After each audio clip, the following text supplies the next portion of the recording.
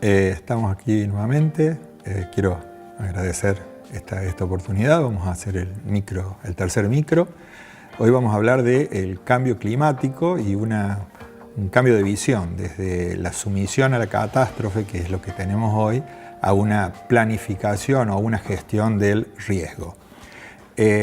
Lo primero que quiero tratar de definir, soy medio fanático de los diccionarios, es esta cuestión del clima, ¿no? El clima, nosotros por ahí decimos el clima está loco, no es así. El clima es la medición y el promedio de las variables meteorológicas, temperatura, presión, humedad, viento, dirección de viento, a lo largo de al menos cada una de las estaciones del año promediada y el promedio anual. O sea, nuestra visión del clima es muy escasa. Nosotros lo que vemos es lo que se llama el tiempo meteorológico, o sea, esas mismas variables asociadas a un determinado evento.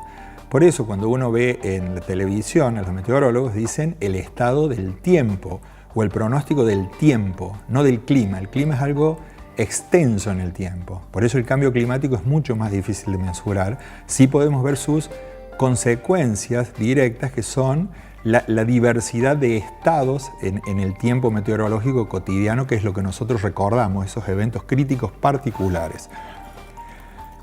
Y por otro lado está esta cuestión de que decía, ¿no? de pasar de la sumisión a la catástrofe a la gestión del riesgo. La catástrofe es un evento absolutamente desgraciado, extemporáneo, que arrasa con vidas, con bienes, con cosas. Es algo totalmente inmanejable. Sucedió una catástrofe y quedás desarmado frente a eso. En el caso del cambio climático, debido a que hay modelos que predicen cosas, predicen que va a pasar, uno ya puede empezar a trabajar con lo que es la gestión del riesgo. Por eso también voy a hacer un poquitito un jueguito con lo que son las definiciones. Uno está en el lenguaje cotidiano, coloquial, asimila la palabra riesgo a la palabra peligro y no es directa esa combinación. El riesgo es el producto de dos cosas, la vulnerabilidad y la amenaza o peligro. Un ejemplo puede ser un volcán a punto de hacer erupción es un peligro. Ahora, si nosotros estamos viviendo en la ladera del volcán, somos vulnerables, por ende corremos riesgo. Si lo estamos mirando por televisión, no somos vulnerables, el peligro existe, pero nosotros no corremos riesgo. Otro ejemplo cotidiano, quizá de la tarea más riesgosa que realizamos nosotros cotidianamente, tarea que lleva la vida de 8.000 ciudadanos argentinos, que son los accidentes de tránsito, es subirnos una ruta. La ruta es peligrosa. ¿Por qué? Porque mata a 8.000 personas por año, en un goteo cotidiano que nos hace olvidar la magnitud de la catástrofe. Por eso podemos pasarnos días hablando de la muerte de una persona en un recital y ya nos hemos acostumbrado a esta sangría cotidiana de 20 muertes diarias en accidentes de tránsito. Bueno, nosotros nos subimos una ruta.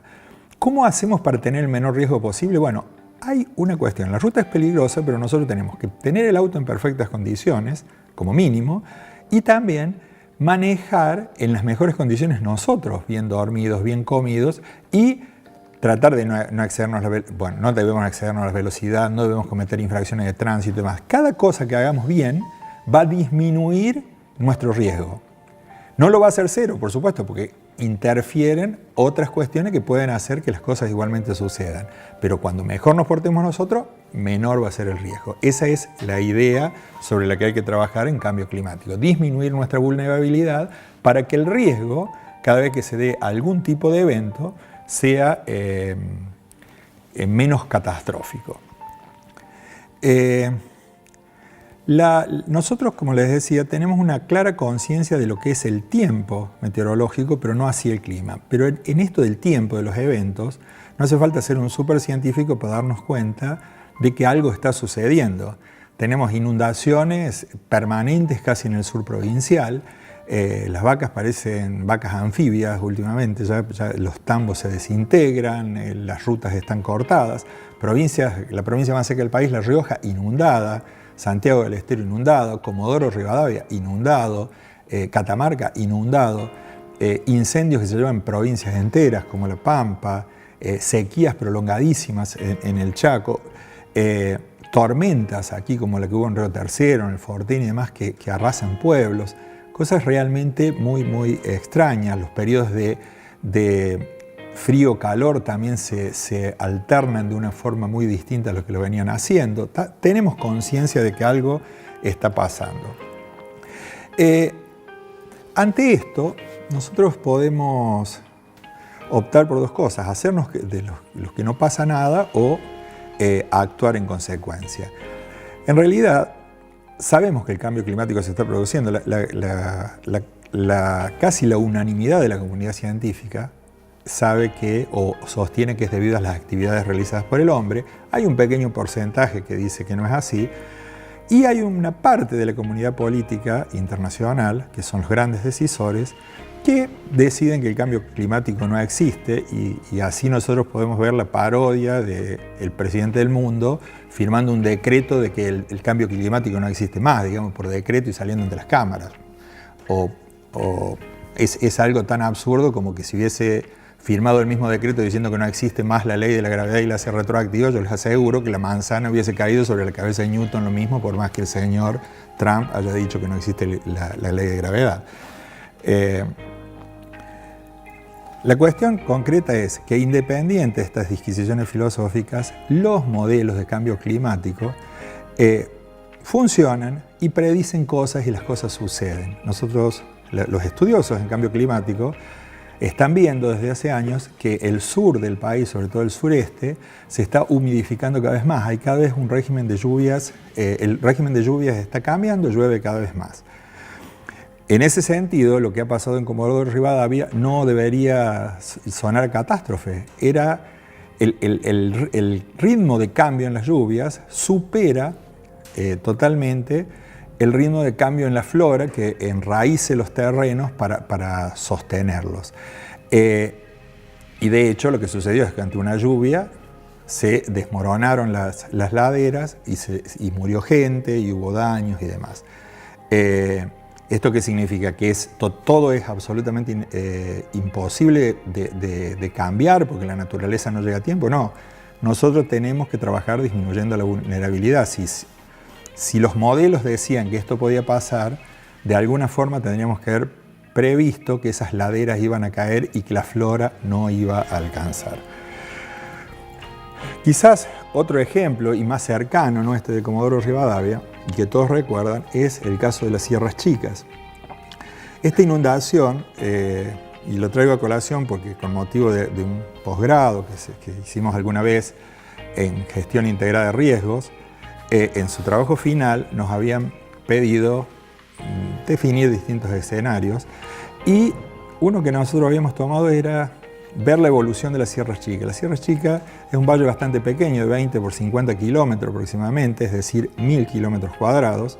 Eso significa nada menos que 1000 millones de metros cuadrados, es la superficie de recepción, que hoy por hoy han sido totalmente talados, están totalmente impermeabilizados, ya no hay arroyos, ya no hay árboles, ya no queda nada. Todo escorrentía lo que hay en el momento en que sucede una lluvia.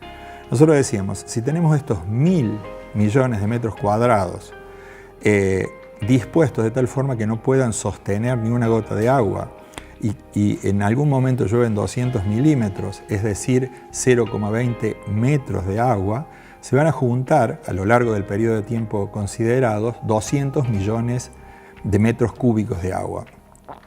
Si eso lo dividimos las 10 horas en lo que pasó ese mismo evento, nos da que el caudal que pasó por las Sierras Chicas es de 5.500 metros cúbicos por segundo. ¿Qué es ese número?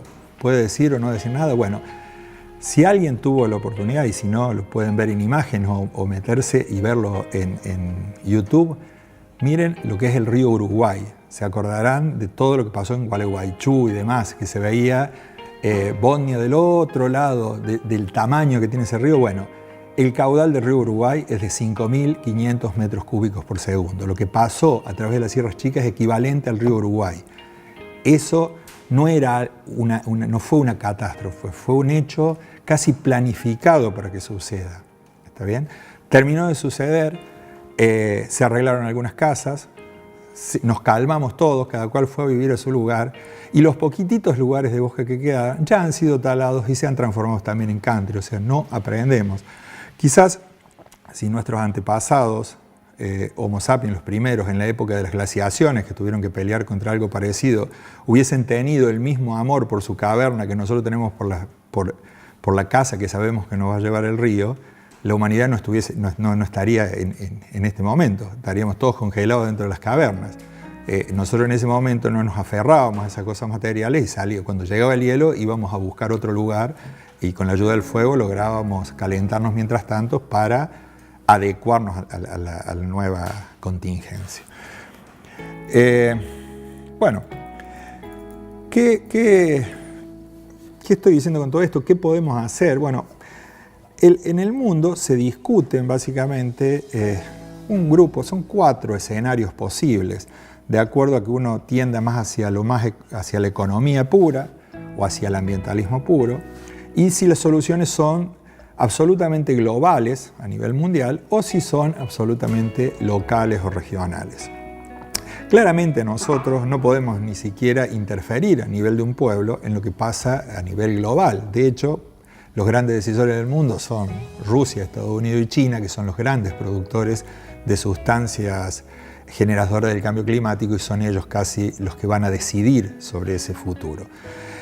Nosotros podemos trabajar a nivel local y trabajar sobre todo en lo que es la resiliencia o la resistencia o la capacidad de adecuarse rápidamente al cambio. Hoy por hoy, ya con las cosas que están sucediendo, no podemos pensar en una defensa civil dispuesta a rescatar, a solamente rescatar gente, llevarla al salón de fiestas o a la iglesia, darle de comer unos días y volverla a la casa, porque eso es una cuestión necesaria, obviamente, porque nos va a dejar esa gente allí, pero ya hay que gestionar el riesgo, hay que saber qué cosas van a pasar y tomar las medidas a priori para que esas cosas no sucedan, para que no suceda una vez tras otra la misma historia que se repite, ¿no?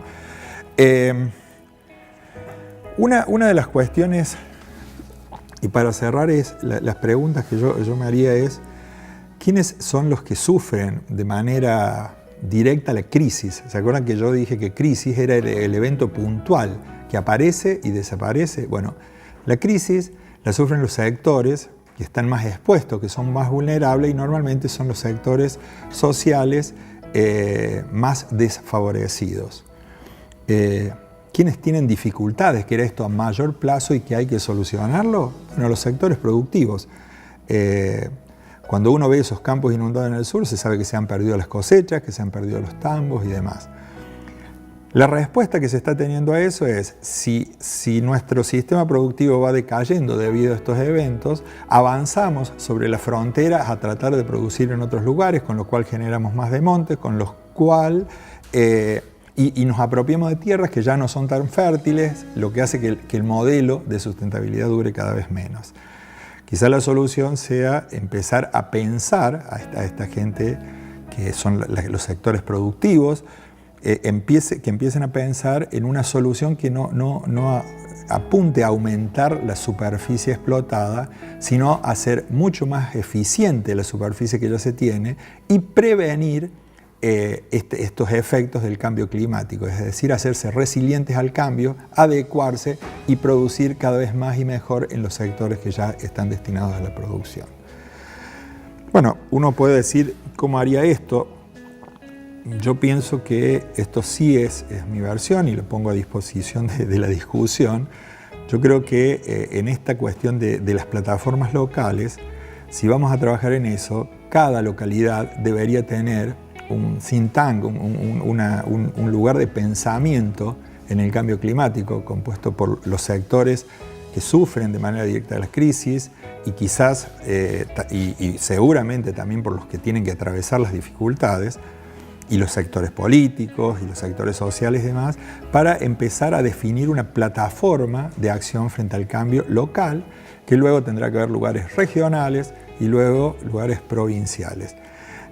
Quizás la solución final, o lo que yo imagino, es que Argentina, así como en el año 97, ya hace 20 años exactamente, creó el primer observatorio ambiental de Latinoamérica, es hora que Argentina se ponga los pantalones y cree también algo parecido en cambio climático. Argentina se tiene que pensar a sí misma en el cambio climático, pero no desde arriba hacia abajo, sino que como una suma de todo lo que dicen las localidades, que se refleja en lo regional y en lo provincial, que vaya a parar este gran centro de pensamiento para pensar nuestro país a futuro.